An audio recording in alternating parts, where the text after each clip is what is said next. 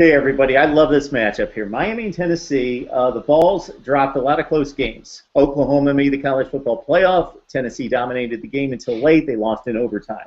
They took Alabama to the wire. They lost barely to Arkansas, who turned out to be a really good team.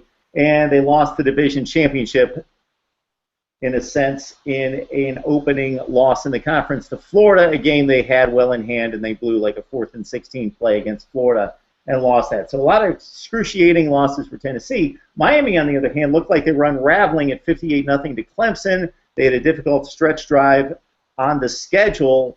We all sat here and thought they were going to lose 6 or 7 games. They rallied. They played well. They got to a decent bowl game. So, Brittany, we're going to start with you with what I would watch. I would watch this game, no doubt. Miami and Tennessee. Yeah, well, I think you hit the nail on the head. Tennessee, definitely, those losses were all quality losses to pretty good teams there. Miami was one of those teams where I think we all sort of expected the unraveling in the second half of the season after some coaching changes were made. But to my surprise, at least, they continued to kind of pull it together as the season went on. They definitely didn't feel like a cohesive team at the beginning of the season. I think the only leader that you really saw on the field was Brad Kaya, and I think they sort of gelled together a little bit surprisingly after those coaching changes. And Kaya continued to sort of lead the team. He's definitely a talented quarterback. So for me, I actually maybe I'll redeem myself some ACC points with this pick, but I think Miami actually would be able to take this one against Tennessee if they're playing in the second half of the season. I think you saw sort of a different team emerging from the locker room at that point. Tennessee, definitely a talented team, but I think if you're looking at second half, I would go with my ACC pick, Miami. All right. Let's keep in mind that Tennessee completely dismantled a Northwestern team that came in top 15 in the country, 10-2. Played really well, beat Duke, and Tennessee just outclassed Northwestern in postseason play. All right, Mike, what you got for us, Miami and Tennessee? All right, well, Tennessee's got continuity on the coaching staff. I think, number one, you have to look at that. I think they underachieved last season despite going 9-4. I think a lot of them were expecting them to be more in the mix. I know it came down to a game against Florida that they lost, ended up sending Florida to the SEC championship. When looking at the Volunteers, a couple of close losses, especially the one that they had to Oklahoma towards the beginning of the year. Oklahoma, of course, was in the college football playoff. I think when you look at Tennessee overall, top to bottom, I think they are a more talented team than Miami. Now, whether or not they play up to their potential against the Hurricanes would go a long way to deciding who would win this game. I would take Tennessee if for any reason other than the fact that their coaching staff is more cohesive. Miami was kind of all over the place for much of the season. After firing Al Golden, they were able to right the ship and rally the troops a bit, but no doubt that they struggled at times being consistent on both sides of the ball. And Tennessee did as well, but to a lesser degree, so I'd take Tennessee in a close game. Yeah, this is actually a matchup that I would see going up the seedings to be a little bit stronger than sitting in the 5 spot. Tennessee, again, quality losses, dismantled Northwestern. Nice little quarterback matchup here with Brad Kaya taking on Josh Dobbs. Dan, what say you about Tennessee, Miami? Yeah, I'm with Mike in terms of taking Tennessee, but the one thing that I like to point out is that I didn't think Miami was necessarily as lousy at the beginning of the season as people like to make them out to be. I know that Brad Kaya was one of the best quarterbacks in the ACC. He's a guy who we were talking before the season as being just as good possibly as Deshaun Watson. But I think Miami, when they opened up those first 2 games, yeah, they played Bethune-Cookman, yeah, they played a Florida Atlantic, but they demolished them, which is what they were supposed to do. And in that Nebraska game, they played a Big Ten team, they played a power conference team, and they won in overtime, which I think people sometimes lose sight of the fact because they were so worried about where the program was going to go. And I remember talking with Cam Underwood about the fact that they were waiting for the shoe to drop with the Fire Al Golden stuff, that against Cincinnati and Florida State it really came to fruition. But Miami had talent. I just think Tennessee last year was a better team for the sole purpose that even though they didn't really pick up a ton of marquee wins in the course of their regular season, they hung tough with a lot of teams that were very good. I think that Oklahoma game they probably should have won, which I know is of no consolation to them. Arkansas, they were close. Alabama, they gave a run, and then they destroyed Northwestern. So I think Tennessee, they picked Northwestern in this game too. Who knows? I think Tennessee will win that game, but I think Miami needs a little bit more credit than what they maybe got. The Clemson game notwithstanding, because that Clemson game, Al Golden probably shouldn't have been allowed out of the stadium without a box in his hand. So I'm going to go with Tennessee. Yeah, it's a nice matchup, and considering we've seen Clemson, Alabama recently, aside from that Florida State Ole Miss game, that's the number 2 game on the board for me in terms of the game I would want to see. I think Tennessee, I think they're loaded. I think I know I'm projecting to 2016, and that's not my self-imposed rule here. But Tennessee, I believe, is going to be in the mix for a college football playoff. I think they're going to win the SEC East. Miami would give it a good game. Offensive line issues, and I don't want to call Kaya an immobile quarterback, but not a dual-threat quarterback. I think that would be maybe the turning point in this game. Tennessee wins, and let's see, they win on the board 3-1. This is kind of an odd matchup. You got a Duke team that's, from a program status, not considered anywhere close to Georgia's league athletically in terms of freakish type football players. But Duke, performing well in recent years, got a bowl win, some really good play there in Durham with David Cutcliffe coming on. Georgia, they kind of limped through the season, even though it finished off 10-3. No impressive wins, lost to the teams that they were supposed to lose to. One of those kind of seasons. So we got Duke and Georgia, Dan. I like Duke. I really like Duke as a team, and it's not a knock against Georgia. I really like Duke as a team. I saw Duke back in October when they played Boston College, and it was, well, number one, it was a terrible football game in terms of the score, but there was just something about watching Duke play that you get a gut feeling when you watch them. That they really were a better team than the end of the season stretch kind of made them out to be. I know they got absolutely throttled by North Carolina, and a loss to Virginia is not a good loss to take at all. But you know, I like Duke as a team, and I really like the way that they played last year. The defense was at times good when they absolutely needed to be, even though they did give up the 40 points to Virginia Tech, the 60 points to North Carolina. They seem to be able to make a stop when they needed to, even though the points and the stats sometimes don't go their way. It's just a gut feeling that watching Duke, I think they could take Georgia to the limit, and I think they could probably pull it out. Brittany, what do you like here with Duke taking on Georgia? You know, I think this one, for me, is definitely a close one. Like Dan said, Duke's defense did do pretty well over the course of the season, despite those losses. They ended the season ranked 15th in total team defensive statistics. But then to end the season, they lost to Miami, UNC, Pitt, and Virginia before finally beating Wake Forest. So there's sort of a downward spiral there that I think was disappointing. We really kind of wanted to see. I wanted to see more from Duke, just like I did more from UNC this season. Georgia, though, obviously had their own troubles. Sony Michel, I love him. I think that he's a fantastic player, but I'm not really sure how he would have ended up faring against a defense that did what they needed to do some of the time, but then the other half of the time didn't. I felt like you saw such a 50-50 flip with Duke. I think in a close one, I would take Georgia, but I could see where Duke would be able to beat them. I just don't know which Duke team would show up on the field for this game. So Georgia by a hair. All right, Mike, we got a Georgia team that's not going to make its mark in history by Georgia's standards, but they still went 10-3 against the Duke team that did hit the history books for that particular program and finally winning a bowl game for the first time since 1961. Yeah, and I think when you look at Georgia, the thing about them is, yes, they're playing in the SEC against very tough teams, but some of the teams that they beat in the SEC that weren't very good are some of those same teams that Duke lost to. I think when you look at a loss to Virginia, really, I can't believe that happened. North Carolina, we kind of saw coming with the offense that the Tar Heels had. Like Brittany and Dan both said, Duke's defense was kind of hit and miss this year for the most part, but they got some stops when they needed to. In this game against Georgia, playing a guy like Sony Michel, especially, you need to find a way to get stops or else they're going to go right up and down the field on you.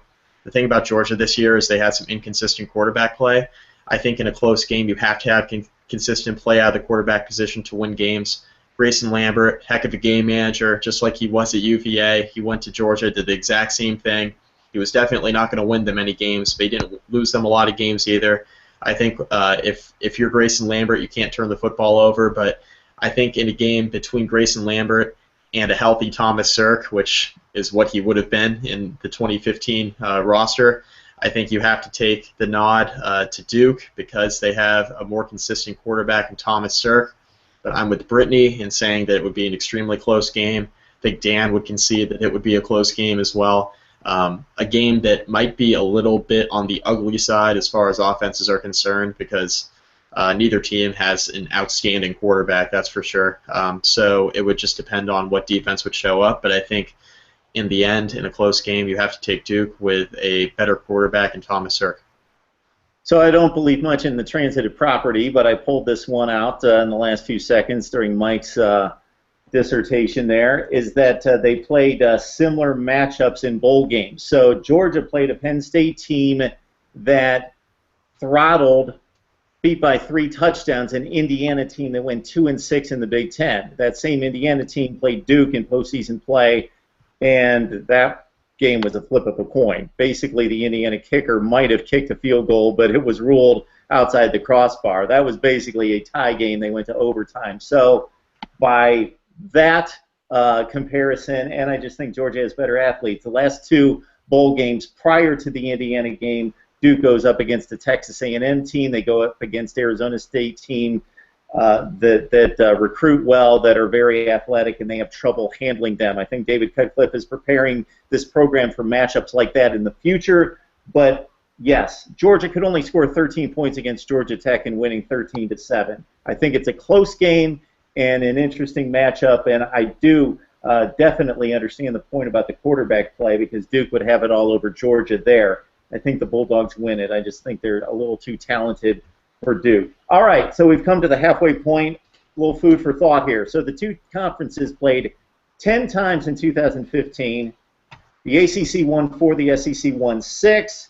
Obviously, you'd have to go through the seedings to really sort out whether that means anything. I think the one embarrassing matchup for the SEC is Florida State throttled Florida. Florida's the 2 seed, 27-2.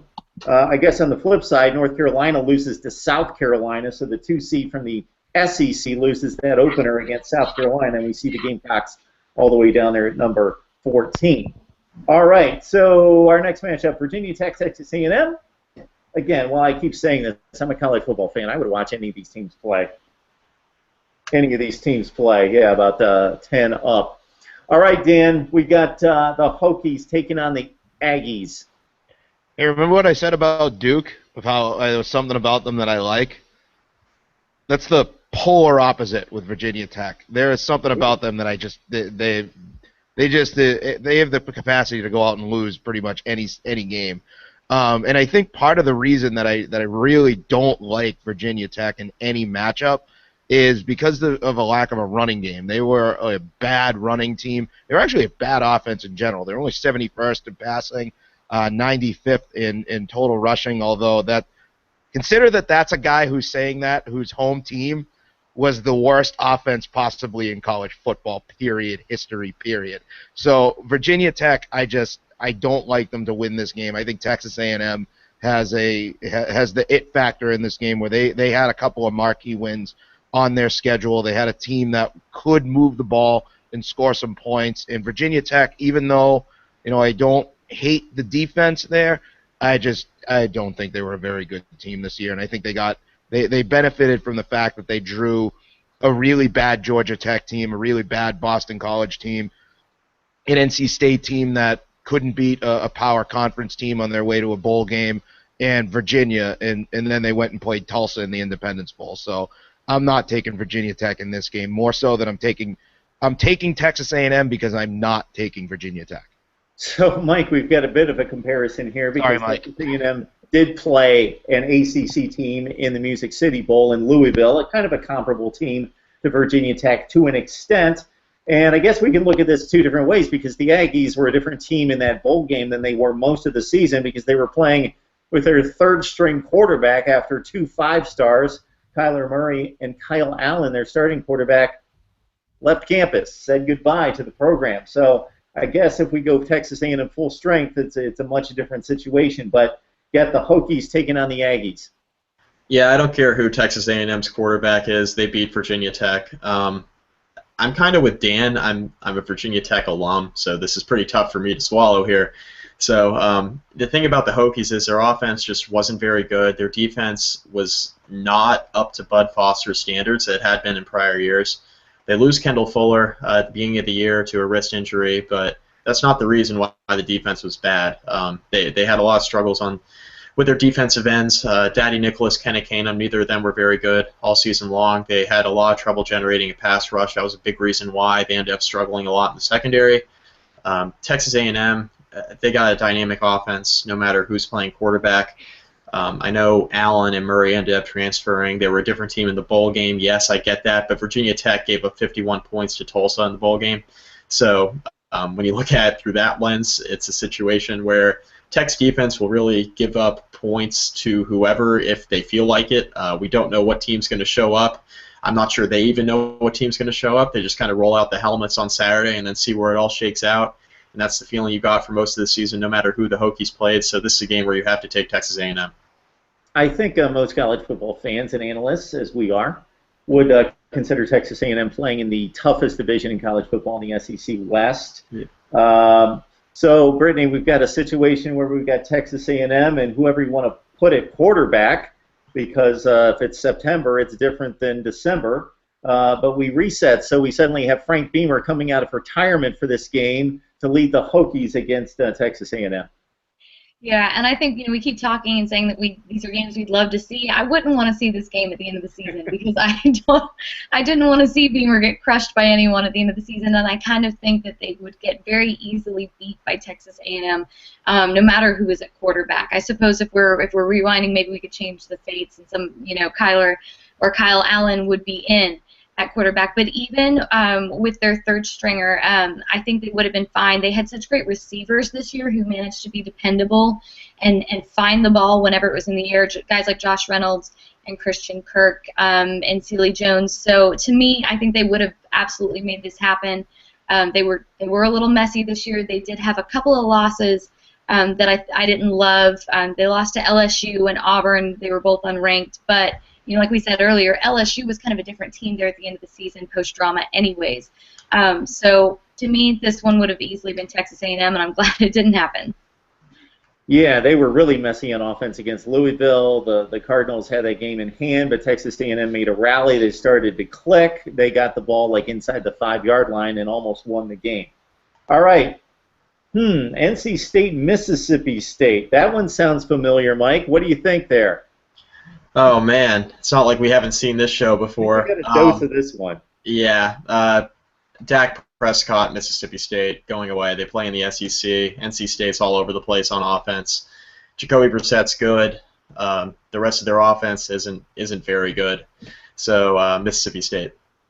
Dan, 51-28 in the Belk Bowl. So Mississippi State and NC State get another crack at each other here, hypothetically. Yeah, Mississippi State's winning it again, although NC State's still going to that bowl game regardless, thanks to their 4 opening games against Troy, Eastern Kentucky, Old Dominion, and South Alabama. So those 4 games keep giving them the opportunity to have Dak Prescott drop 380 yards, 4 touchdowns, and a whole lot of hurt on them. So keep getting after it and keep getting absolutely blown out in the Belk Bowl in the process by Mississippi State. Yeah, the storyline for Mississippi State is similar to what we see for those second and third tier teams in the SEC, that they beat who they were supposed to beat. They might have gotten throttled by Alabama. I think that was roughly like a 31-10 kind of game. But other than that, they're right there against really good teams, and they beat their fair share, and they finished 9-4. So, Brittany, we got NC State and Mississippi State. Are you going to go pull for the upset here? No, not this time.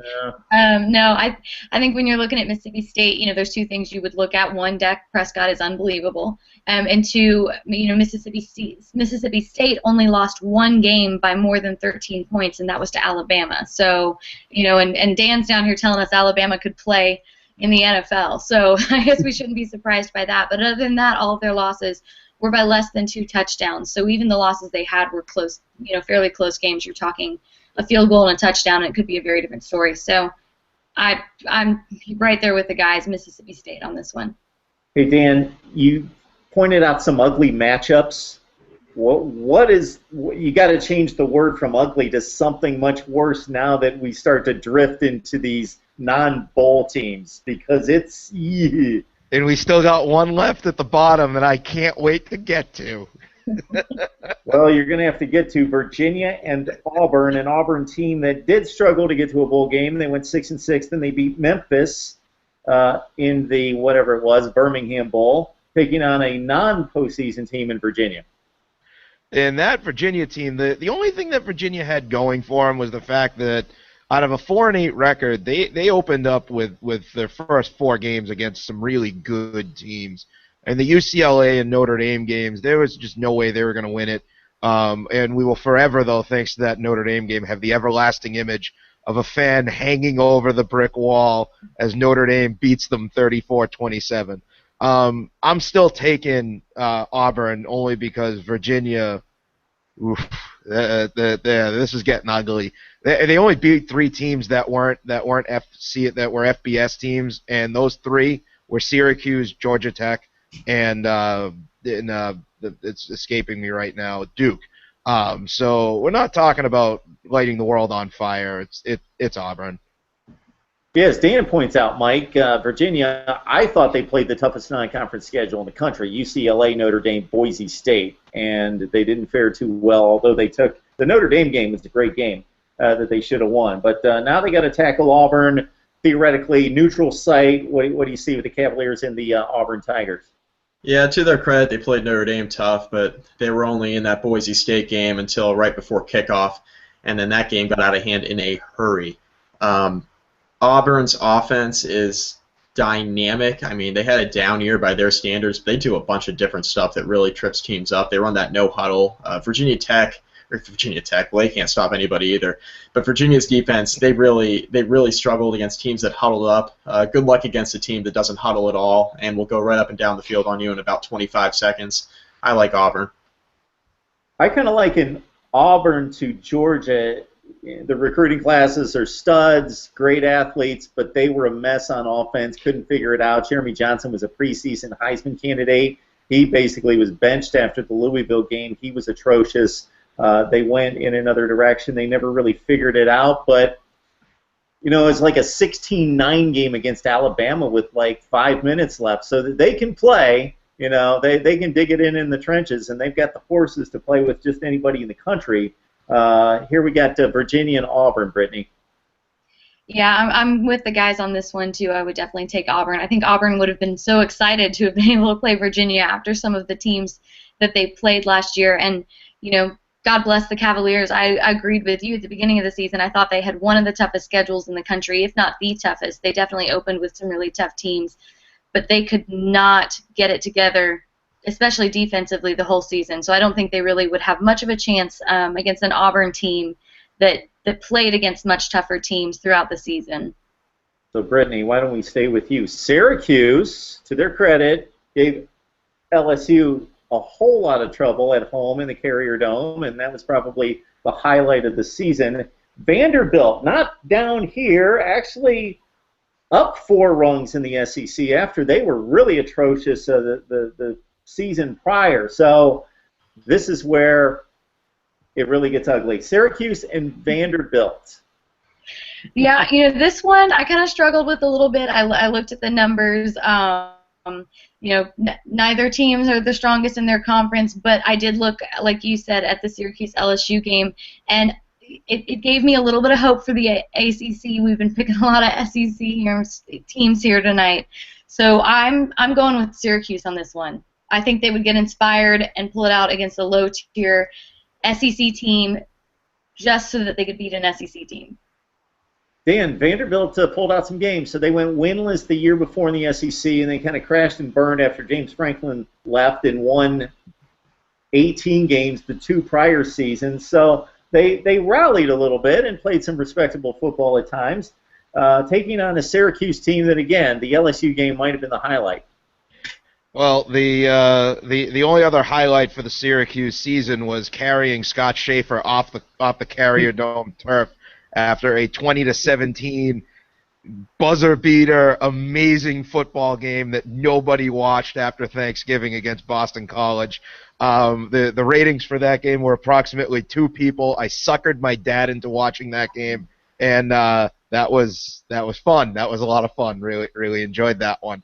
But Syracuse actually broke their losing streak with that game at the end, and if they get inspired, they actually didn't play too poorly in that game against what was an extremely good Boston College defense. Terrell Hunt was eliminated literally in the 3 plays into the season against Rhode Island. It was a season that was doomed from the beginning.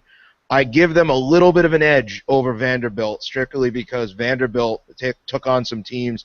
They lost to Western Kentucky at the beginning, and from there it just kind of they picked up some wins, but that 34-0 loss against Houston, their offense was bad. So I've seen what Syracuse can do against a team with a bad offense. I'm going to take the orange. Okay, with just about everybody making a bowl play, Mike, we've reached the point where we have no postseason teams left, and we've got Syracuse and Vanderbilt. Well, they have Bristly Esteem at receiver. He's pretty good. Syracuse, that is. They carried Schaefer off the field after a 4-8 campaign. Heck of a game. This is just Syracuse and Vanderbilt. This would be absolutely atrocious to watch. I can't even imagine. I'll take Syracuse, I guess. Vanderbilt's offense is just so bad, like Dan alluded to. It's just tough to really see them playing inspired football, even against a team like Syracuse, who they could probably beat. So I'll take Syracuse. All right. ACC fans, don't hate me. I am finally picking an ACC team to win a game. I can't really explain why. Maybe it's giving way too much credit for that LSU effort, but Vandy didn't play anyone that well that was that good. So Syracuse wins one for the ACC in my book. So you know what? I am like behind here. Brittany, Syracuse, Mike. Syracuse as well. Syracuse, Dan. Syracuse. Oh, 4 for the Yes, orange. All right, Mike. Georgia Tech and Kentucky. Georgia Tech coming off the Orange Bowl victory. We expected them to come down a bit, but, man, they really crashed and burned last year. They're taking on Kentucky here, a team that couldn't make postseason play either at 5-7. What do you think about this one? I'll take Kentucky, if only for the fact they went 5-7 overall, and they played okay in the SEC, I guess, considering their schedule and the team that they had. Georgia Tech, they couldn't really do anything right this year, except for blocking Roberto Aguayo's field goal against Florida State and running back for a touchdown. That's really the only thing they did right all season. So I'll take Kentucky, although this would be another game, as I think we can all agree with, that none of us would really be interested in watching. I'll take Kentucky to beat Georgia Tech. All right, Brittany, we would force you to watch Georgia Tech and Kentucky and write an article for this one. How does it play out? No, but that's real life, actually. You're joking, but no, I'm just kidding. I've got to say, I mean, Georgia Tech in those last 9 games, the only thing that they did right was pull off the crazy upset win against Florida State. So I just can't imagine that they would be able to pull this off against Kentucky, although Kentucky struggled in so many ways. Georgia Tech just really unraveled, I think, with those last 10 games, or last 9 games. So I think I would take Kentucky to win by not much. All right, so our comparison here is that Kentucky did play Louisville in the ACC, lost by a couple touchdowns. Georgia Tech lost by a touchdown to Georgia. Georgia beat Kentucky. No big surprises there, Dan. No, not at all. I'm going to take Kentucky too. Even though Kentucky, the only thing I have for Kentucky is that they beat Missouri while Mizzou is still ranked. Even though Missouri finished obviously behind them in the league. at 5-7 and 1-7 in the league and whatnot. That's something to hold on to as opposed to Georgia Tech, who even though they beat Florida State, was bad. I mean, they were bad and had me rethinking my love for the triple option offense, which I had been so enamored by the year before, and I was all over Georgia Tech. And then someone actually said to me, wait to see what happens to Georgia Tech this year, and they were absolutely right. So even though the 69 points against Alcorn, the 65 against Tulane, I mean, my high school probably could have dropped 65 points on Tulane this year, so I'm going to take Kentucky. This is just on a hunch. Georgia Tech wins this game. They played the Florida State game well, of course, at home.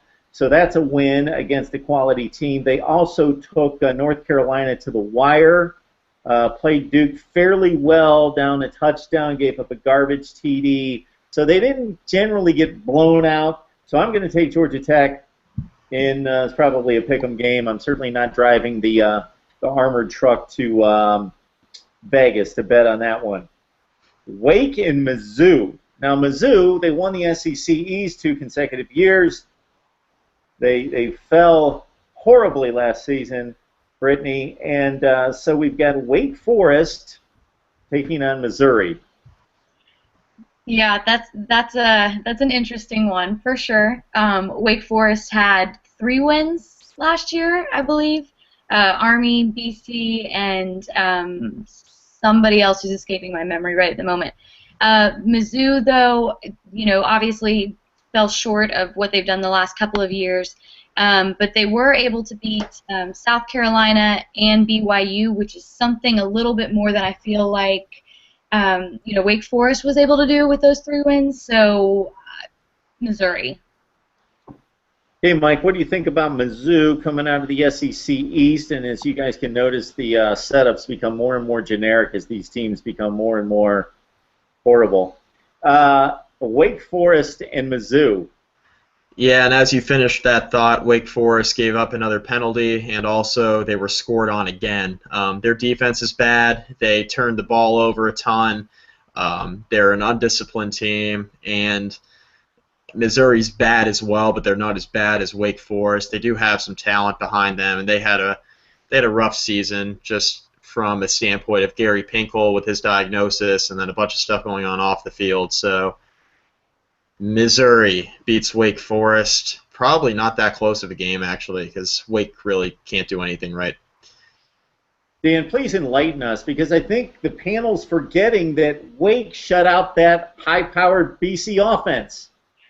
And with one of the mightiest defensive stands I have ever seen in my life. You get a fumble, you fumble it back. BC gets the ball first 10, I think it was 1st and 10, inside the 20. All you got to do is drive it in.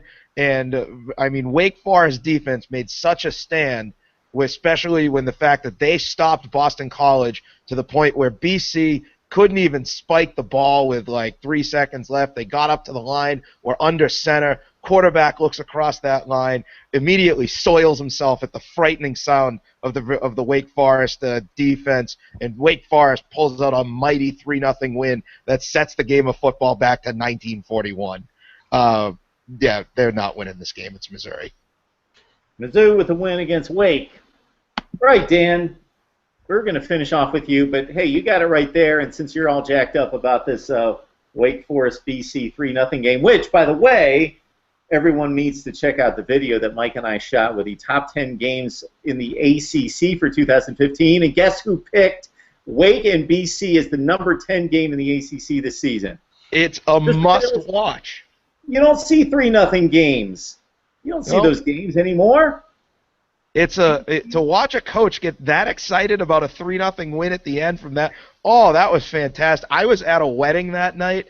And when I tell you that my night at the wedding was almost ruined by my father screaming into the phone and leaving me 3 voicemails, which I'm pretty sure ended with him throwing a shoe and his phone out of the car as he was driving away from the stadium. That was a fantastic game. Everyone should watch it once. This is the same guy that a couple weeks later you had to drag in front of the TV to see Syracuse. Yep. Okay. Yep. Brittany, what do you have for us? BC and South Carolina. Oh, I don't know if Dan will hate me after this pick, but I got to take South Carolina on this one for sure. They were able to beat UNC. Obviously, it was beginning of the season, and right before they went completely downhill, they beat UCF and Vanderbilt, and they came within just a few points, 5 points of beating Clemson at the end of the season. So I've got to believe that they had everything it took to be able to beat Boston College. Sorry, Dan. Love you, mean it. All right, Mike. So I think we give Boston College maybe an extra player on offense for this game, and they go out there against South Carolina. Well, South Carolina scores 1 touchdown, the game's over because Boston College can't put the ball in the end zone. So South Carolina wins a hard-fought game 7-6. Brittany brought the knowledge on this one. South Carolina played decent against some pretty good teams, and they got that win against North Carolina. So I got to go with the Gamecocks against Boston College. Dan, 4-0 Gamecocks. And so as I add up the totals, you three can sing Kumbaya or something. Give me like a few seconds, or Dan can tell another story. Go to it, Dan. I want to know how we get to 6, Mike. There's no way we're kicking 2 field goals. It's got to be a touchdown and a missed extra point. It's a touchdown and a missed extra point. Alternatively, you could have 3 safeties because Boston College has a decent defense, right? Yep. Everybody in Chestnut Hill, fourth in scoring defense. Number 1, I think, in total defense for the majority of the year. The offense finishes with 125th in passing, 115th in scoring. Now, let me put it to you this way. They scored an average of 20 points per game, and that's including 76 against Howard. So if you take the 76 against Howard, which was a game that was 63-0 at halftime with shortened quarters in the second half because the coaches agreed to it lest anyone get hurt, you can imagine what happens to that scoring. But I'm telling you what, and I'm going way out on a limb on this one. I'm picking South Carolina. There's absolutely no way Boston College beats a team from the FBS. Their 3 wins came against 2 FCS teams and Northern Illinois. So if you want to watch futility and you want to watch and be made to be happy about your team or a little bit more cheerful, just watch the Boston College offense last year. It was single-handedly the worst offense easily in college football history when you have a defense that good and you average 20 points per game. So before I read off the results, I'm going to remind everybody out there that this is ACC Breakdown. We come your way every Wednesday night at 8 o'clock Eastern Time. That's ACC Breakdown. So we've got 4 of us picking 14 games. That's 56 results. Can anybody guess how many the ACC won out of these 56 games? Seeing as I called the ACC one of the best leagues in the best league in the country a couple of months ago, I'm going to go with what, 4? How many? 4. 4. All More of than us that. only picked the ACC to win 4 games out of 56. If we're picking them all, out of 56. I thought you were talking the head-to-head matchups. I missed all the 56 part. 14 games. We picked 4 of us. I really shouldn't have pitched it to Dan, should I? No, I thought you meant overall the head-to-heads out of those 1 through 14. Well, what do you guys think? ACC wins how many out of 56 games here? 20. Yeah, I think if we're going with Dan's math, which might be close, it'd be what, 16? I'd somewhere right in there. I'll go with 18. 16, between 16 and 20. Yeah, 18 out of the 56. So, I didn't have time to count out everybody's individual numbers, but overall, we picked the SEC to win 44 and the ACC 12. And I was closest without going over. And Syracuse, of all teams, You're almost right anyway. pulled out 4 of those 12 wins. The Orange gets 4-game sweep. Go Orange! Not real pretty. So again, ACC fans, I know you love us, especially after listening to this. And you're going to come back next week for another ACC Breakdown every Wednesday night at 8 o'clock. Mark, if none of us have jobs tomorrow, I'm blaming all of this on you. It's my fault. Yes. I only provided the blanks. You filled them in. We did. Very nice. For Brittany Taylor-Newman, Mike McDaniel from Inside the ACC, and also, of course, Dan Rubin from BC Interruption. And I wanted to point out a stellar lineup of the games next season between the SEC and the ACC. Listen to this. Opening weekend, North Carolina, Georgia at the Georgia Dome. Clemson, Auburn. Then that Monday night's Florida State, Ole Miss. Then you got a little bit later the next week Virginia Tech, Tennessee, and Georgia Tech, Vandy. Got to have a clunker in there. Besides the traditional matchups that we have at the end of the season, 4 of those between the ACC and the SEC. So again, appreciate you guys going through this little exercise. It was a ton of fun. See everybody next time. Have a good night.